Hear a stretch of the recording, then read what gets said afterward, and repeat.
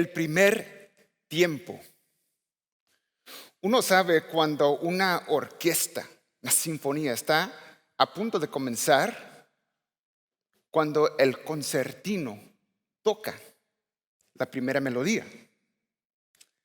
Con esto la orquesta se prepara para tocar y la anticipación resuena en los momentos tranquilos en el que el conductor se sube a su plataforma. Se sube, toma su batuta. Después toma un respiro profundo. Y con una suave pero dominante ola de manos hacia abajo, el conductor conduce a la orquesta en la primera nota musical. ¿Cuál es? El primer tiempo.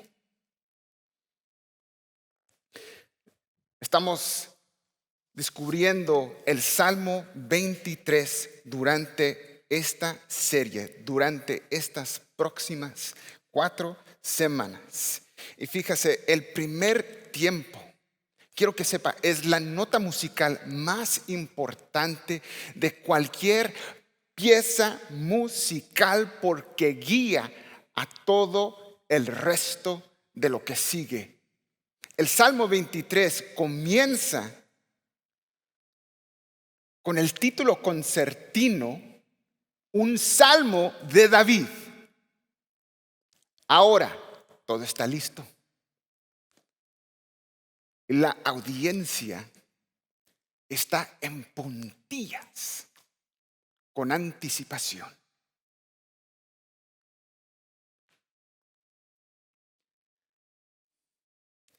David, el director del Salmo, recoge su bolígrafo para iniciar el Salmo 23 con esta una sola palabra. Él dice, Yahvé, el Señor, en otras traducciones, Jehová. Este es el primer tiempo del Salmo 23 y conduce a todo lo que sigue. Este salmo fue escrito para fortalecer nuestra confianza en el Señor.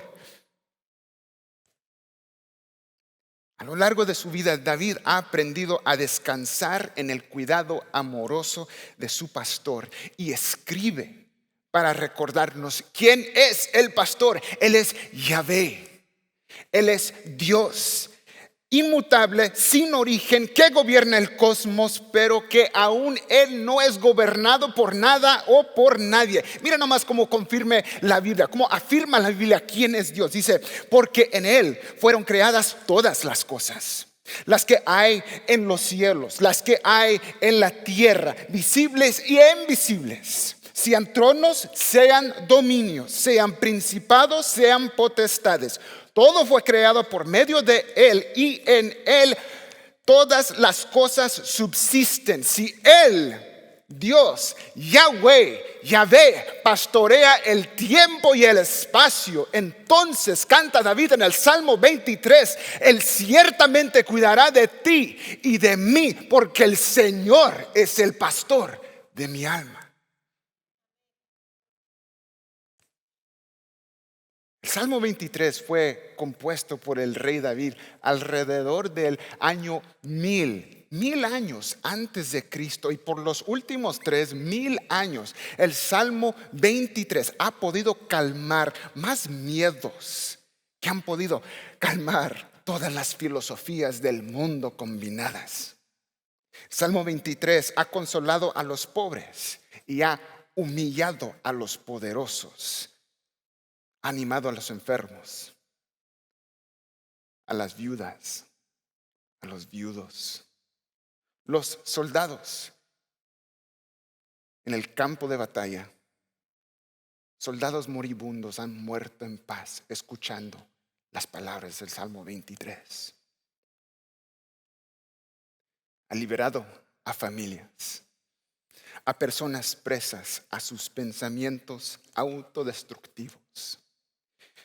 Y durante la historia, el Salmo 23 aún hasta ha hecho los esclavos cristianos más libres que sus amos. Pero yo creo que nosotros necesitamos escuchar de nuevo el Salmo 23. Necesitamos escuchar las palabras de este cántico. Porque si todos nos quitamos el disfraz un rato, ¿verdad? Y somos honestos.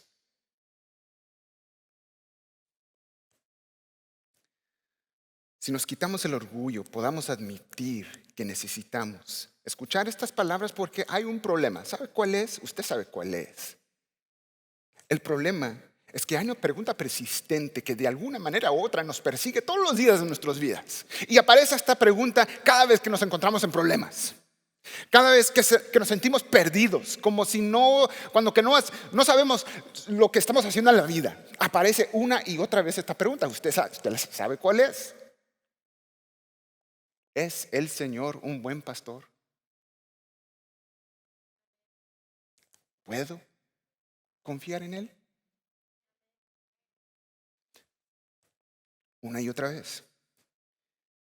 Y durante las próximas semanas, empezando con el día de hoy, 4 semanas, estaremos explorando el Salmo 23 y veremos que dará respuesta a todas estas dudas. ¿Podemos confiar en Él? Sí. ¿Él es un buen pastor? Absolutamente que sí. Entonces, mira, lo primero que necesitamos escuchar el día de hoy es que el Señor es el pastor de mi alma. Mira nomás cómo inicia el versículo 1 del Salmo 23. David dice: Yahvé, mi pastor.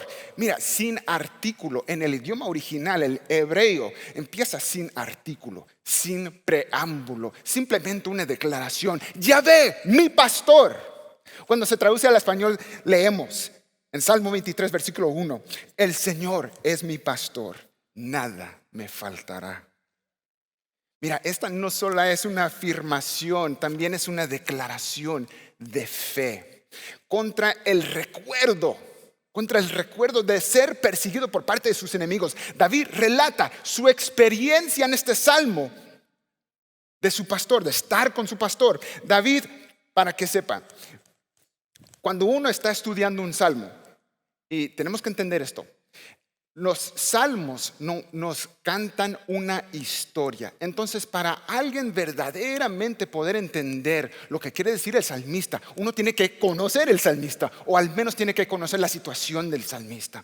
Entonces, cuando dice David, el Señor es mi pastor, tenemos que entender que Él cuenta esta historia, este salmo, contra el recuerdo de ser perseguidos por sus enemigos.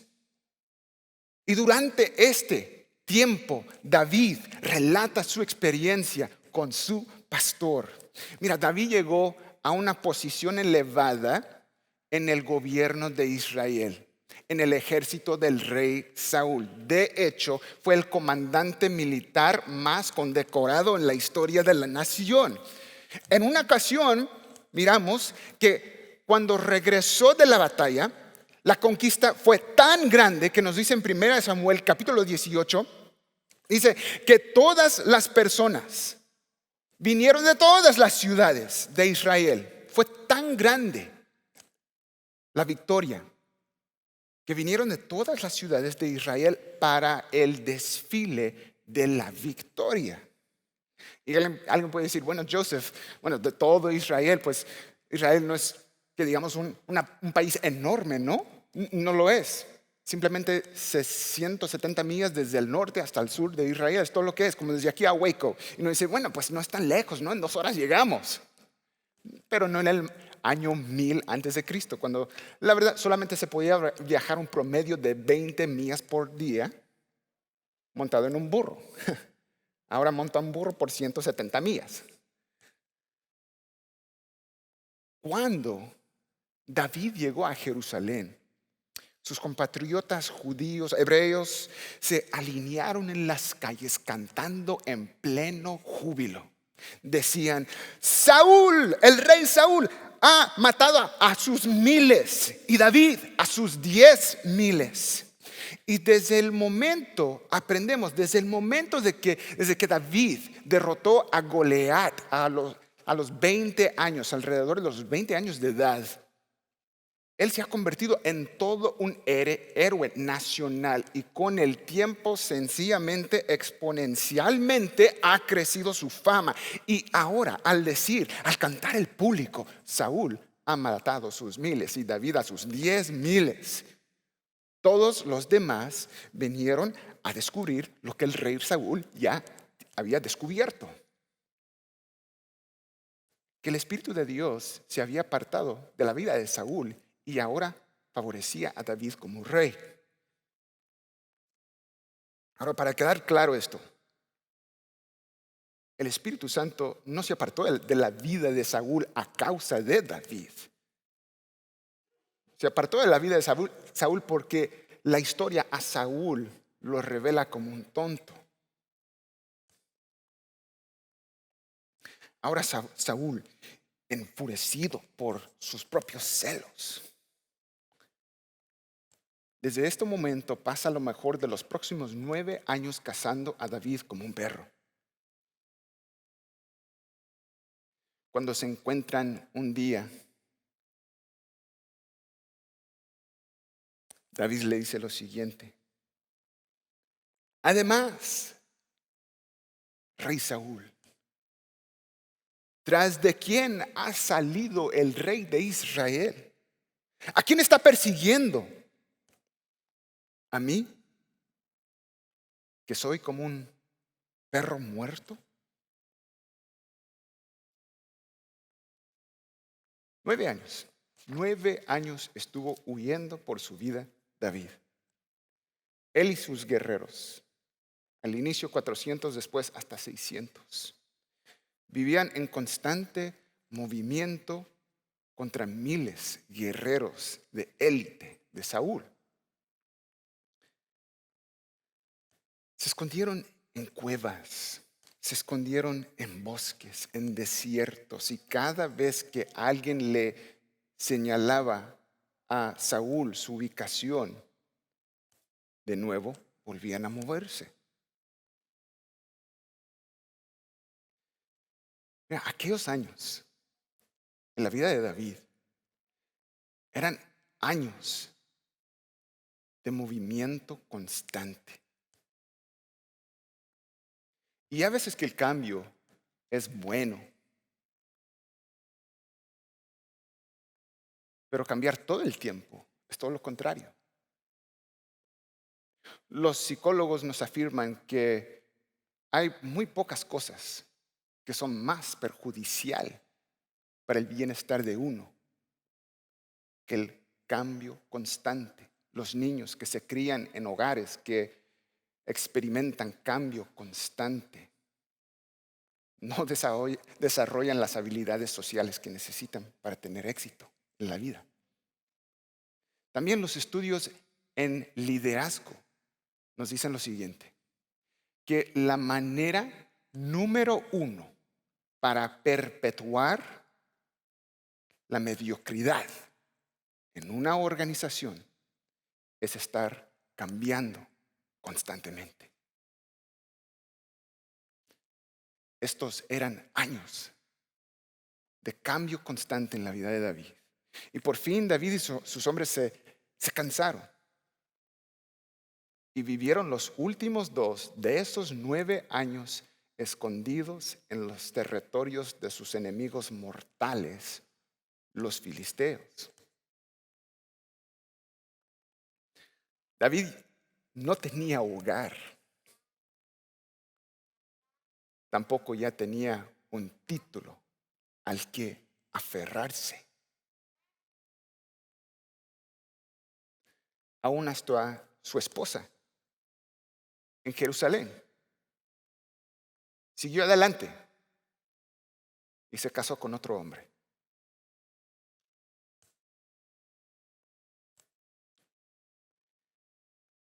No se sabe exactamente cuándo se escribió el Salmo 23, pero sabemos al menos 2 cosas. Sabemos en primer lugar que David no es un joven. Tiene suficientemente la edad para conocer qué es la adversidad, que son enemigos, qué es uno pelear por su vida. Pero en cierto momento se encuentra en un tiempo de paz.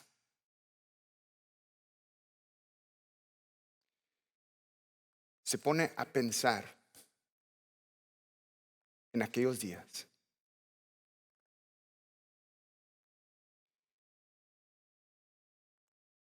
Y recuerda de lo único que fue constante.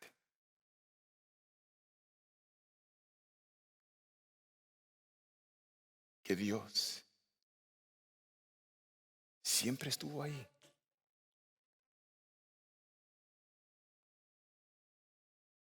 Recuerda su provisión.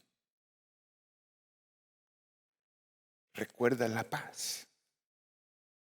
Su paz. Entre medio de todas las problemas.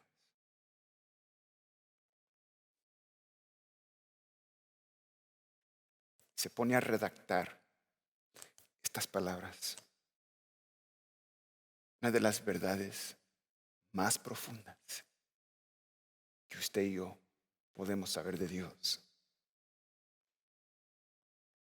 Dice, Yahvé, mi pastor.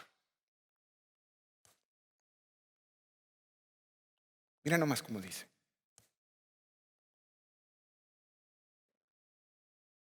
El Señor es mi pastor.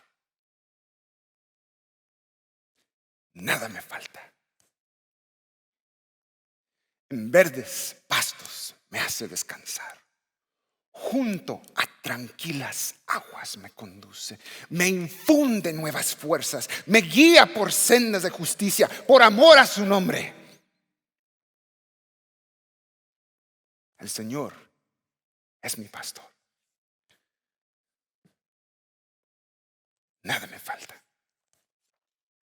Cuando su mundo se arremolinaba con el cambio, el Señor era lo único constante. En la oscuridad de las cuevas, en el desierto árido, en las mañanas frías entre aquellos bosques, el Señor es mi pastor.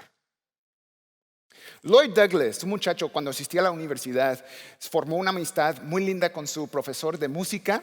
El señor ya era un anciano en silla de ruedas, pero cada día Douglas se le asomaba a la puerta y le decía, oye, profe, ¿qué onda, hombre? ¿Qué onda? Y el profe, yo creo esta mañana un poco molesto, le dijo, bueno, Douglas, y le tocó una nota. ¡Tung! Douglas, esto es C medio. Dijo Douglas, sí, profe, C medio. ¡Tung! C medio, Douglas. Sí, profe, C medio. Dice, mira, Douglas, el señor del piso arriba canta llano. El piano, al cruzar el pasillo, al otro lado del pasillo, está desafinado. Pero Douglas, ¡tung! C medio. Fue C medio el día de ayer, mañana será C medio y en 1000 años, Douglas, ¡tung! Esto será C medio. Y mira, para todos nosotros que no, la verdad, no entendemos de música, y yo hasta esta semana no entendía, no entendemos el significado de C medio. C medio es la tecla en medio del piano, que básicamente lo divide en dos partes. Por ello, uno sabe que debería tocar con su mano izquierda, también sabe lo que uno debería tocar con su mano derecha. Algunos profesores de música le han llamado a C medio el centro del universo musical. Por eso es tan importante, porque es una guía. Es la base, es la fundación, la base de operaciones. Y mira, si te equivocas cuando estás aprendiendo a tocar el piano, lo único que tienes que hacer es encontrar de nuevo el C medio y el C medio te guiará. Tú y yo necesitamos un C medio en nuestras vidas. Necesitamos al Señor. El Señor, quien gobernó el mundo anoche, lo gobierna el día de hoy. Quien Él es hoy es quien será mañana. El mismo Dios con su mismo plan, mismo amor. Él nunca cambia. Tú no puedes alterar a Dios más que un grano de arena puede alterar las olas del mar. ¿Has experimentado cambios en tu vida? A ustedes que nos ven en línea, en Facebook y YouTube, ¿has experimentado cambios en tu vida? Y necesitas un punto de referencia al cual poder regresar para empezar de nuevo. Tú y yo necesitamos eso en nuestras vidas. ¿Te sientes perdido? ¿Y necesitas algo constante?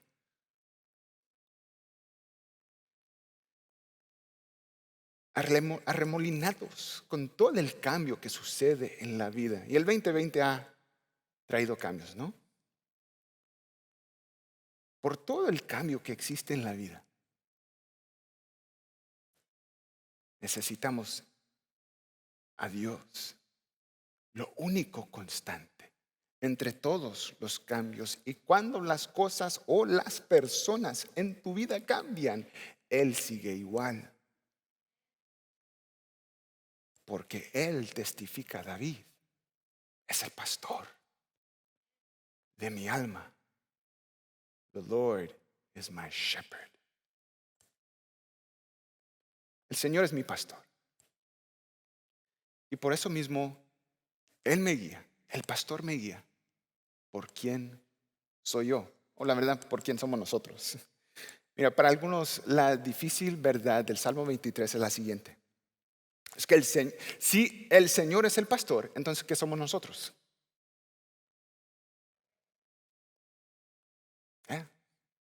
Las ovejas. ¿Sabe qué quiere decir eso? Que usted y yo necesitamos ser dirigidos. Que usted y yo a solas no sabemos lo mejor para nosotros. Qué idea, ¿no? Para este siglo XXI.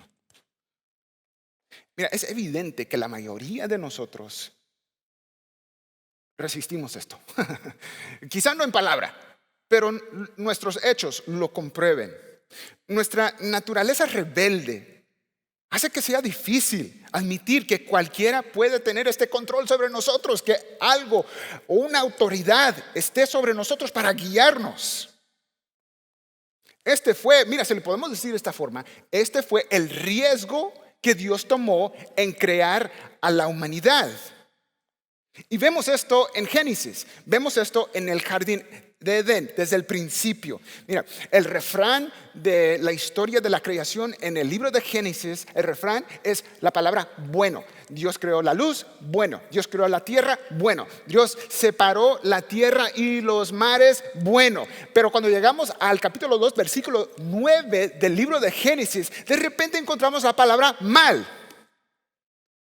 ¿Mal como qué? Bueno, como el árbol del conocimiento de lo bueno y lo mal. Miren, ¿qué pasó aquí?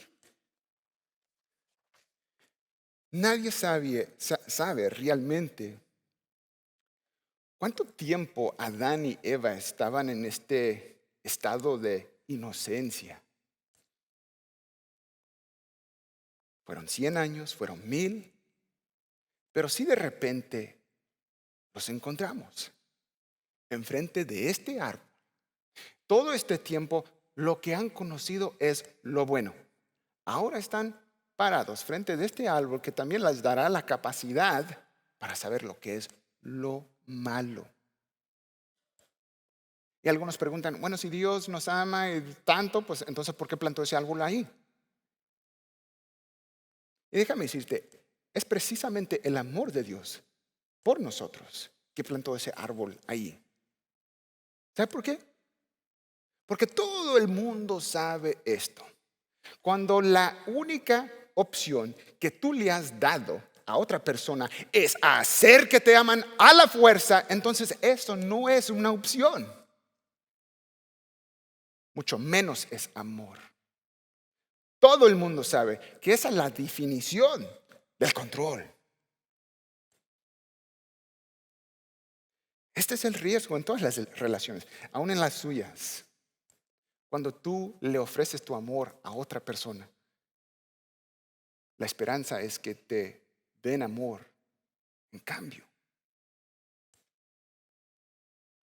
Y parece que Satanás también conoció en algún momento este riesgo. Les mintió a los seres humanos. Pero más que eso, explotó la vulnerabilidad de los seres humanos frágiles. Los tentó con la tentación. ¿Sabe con cuál tentación? Con la misma con la que cayó él. Que tú y yo estamos mejores sin Dios. Estamos mejor sin un pastor. Esta es la mentira de Satanás. Los tentó con aquella tentación. Y mira, esto es lo que lo hace tan malvado. Él sabe algo de ti y de mí. Él sabe que somos vulnerables. Él supo los problemas que esto pudo traer a la familia y lo hizo de todos modos. Sabe algo de nosotros. Incluso Él sabe que la tentación para nosotros es tomar cualquier camino que no sea Dios. Aún el hijo de David reconoció este hecho. En los proverbios dijo, hay un camino que le parece correcto al hombre, pero al final es camino de la muerte. Nos guste admitirlo o no, todos estamos siguiendo a algo o a alguien. Sin darnos cuenta o sin querer recapacitar, seguimos la cultura, seguimos las tendencias, a ciertos líderes, el dinero, ideologías. Todos estos maestros nos guían cada uno a sus propios fines. Y sin embargo, el Salmo 23 dice que sobre todo, por encima de todo, por el bien de nuestras almas, deberíamos hacer de Dios nuestro pastor. Porque, y mira, esto lo vamos a ver con más claridad en las próximas semanas. El pastor sabe lo que las ovejas no saben. Solo el pastor puede darle a las ovejas lo que realmente necesitan, mostrándoles caminos que llevan a la vida. Mira, nuestra naturaleza rebelde, la suya, la mía, resistirá reconocer este hecho, que pertenecemos a un pastor, pero al final usted y yo seremos pastoreados por el pastor que nos ama o por un pastor que no nos ama. Dios comprende este salvaje deseo nuestro de desviarnos. Por eso Él sabe que necesitamos un buen pastor. Y por eso el pastor nos guía. Nos guía por quién somos nosotros. Pero también nos guía. Usted puede decirlo así. El pastor me guía. No solamente por quién soy yo. Me guía por quién es Él. Mira cómo dice el versículo 3. Me guía por sendas de justicia, por amor a su nombre. Hay una cosa que todos nosotros tenemos que entender. ¿Sí? Que la condición de las ovejas te dicen todo lo que realmente necesitas saber sobre el pastor. Algunos creen que debido a que las ovejas son criaturas mansas, que están bien a solas, que uno las puede dejar ir a solas, pero nada puede ser menos verdad. A solas las ovejas seguirán su propio sendero hasta convertirse en surcos. Pastarán las mismas colinas hasta convertirse en páramos. Y mira, hacen esto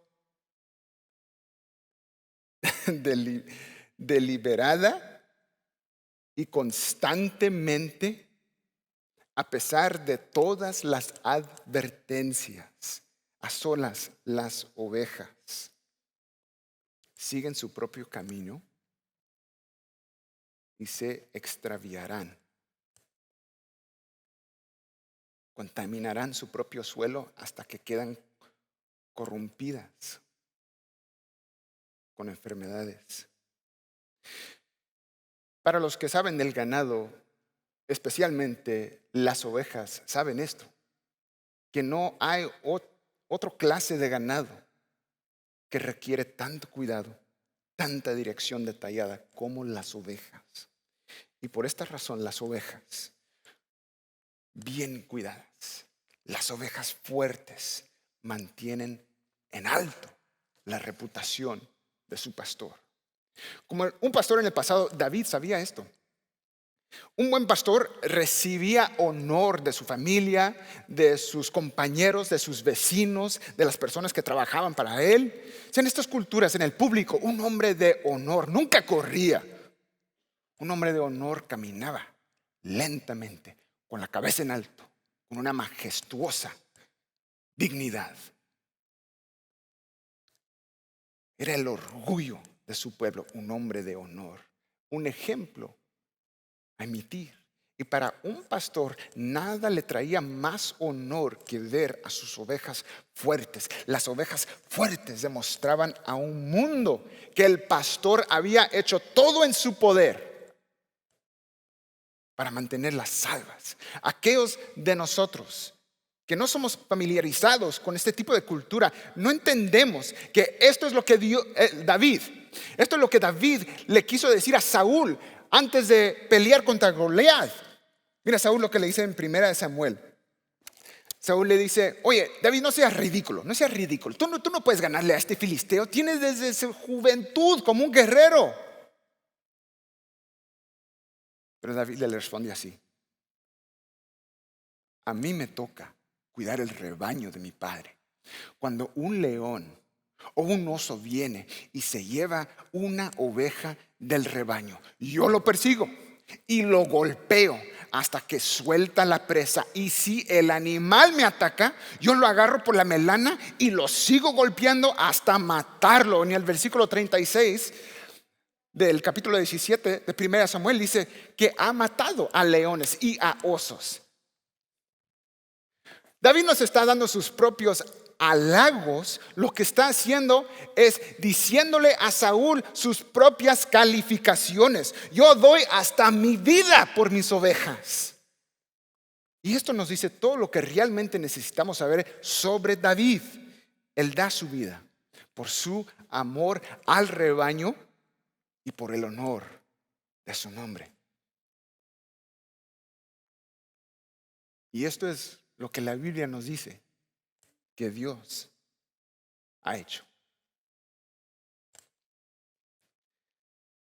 Cuando se cumplió el tiempo establecido, Dios envió a su hijo, nacido de una mujer. Y en el versículo 5 dice, para liberar.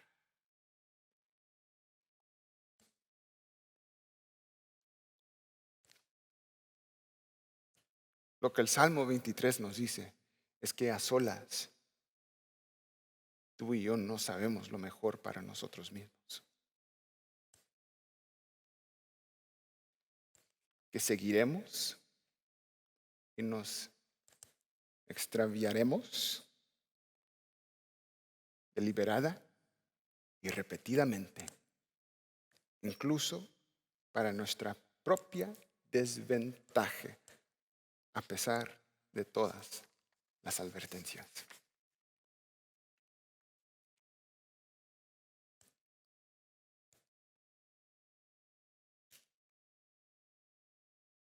Ustedes saben eso, ¿verdad? Cuando te dijeron, no hagas eso. No te cases con aquella persona. No estoy hablando de nadie aquí.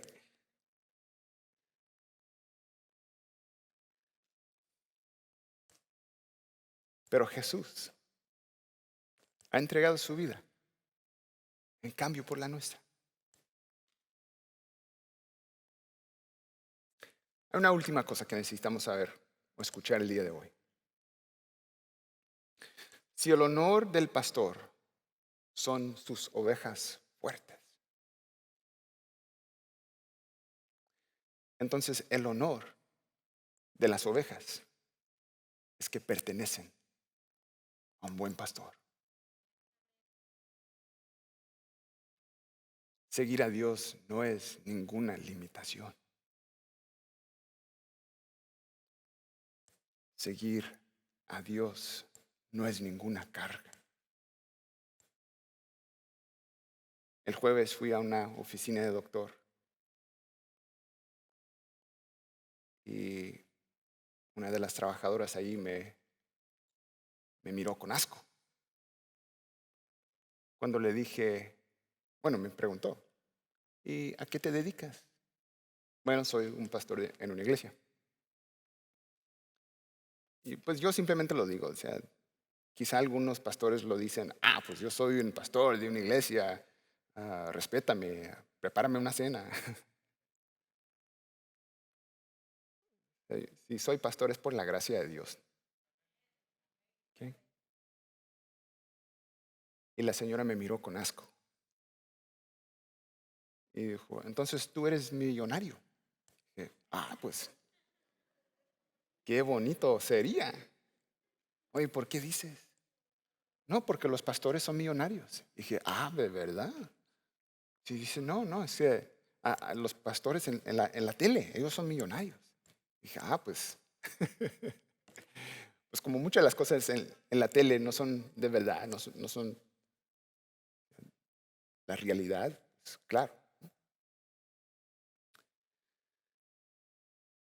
Y me dice, no, pues yo soy ateo. Mi papá se dedicó a la ciencia. Me puse a pensar en esto.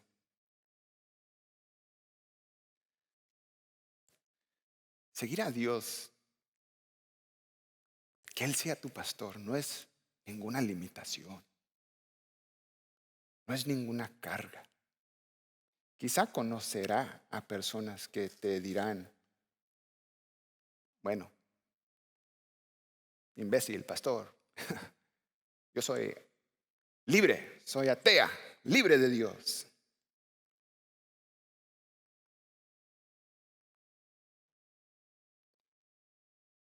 Pertenecer al buen pastor es ser libre para disfrutar todo lo bueno que Él tiene para tu vida. Póngase de pie conmigo. Vamos a hacer una oración.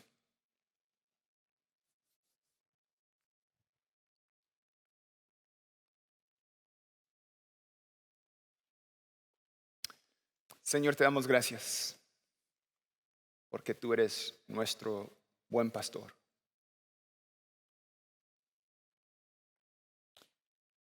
A lo largo de su vida, David entendió a través de todo lo que pasó que lo único constante en todos sus años fuiste tú.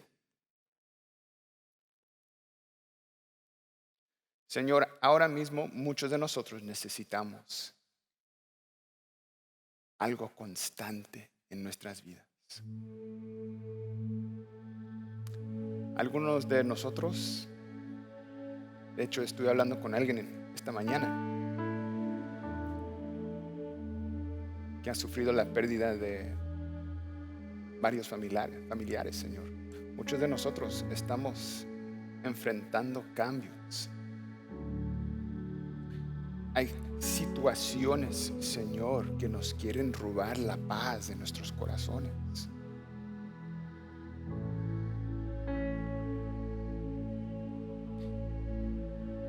Solamente nos podemos imaginar qué fueron las imágenes que se le aparecieron a David mientras escribía este salmo.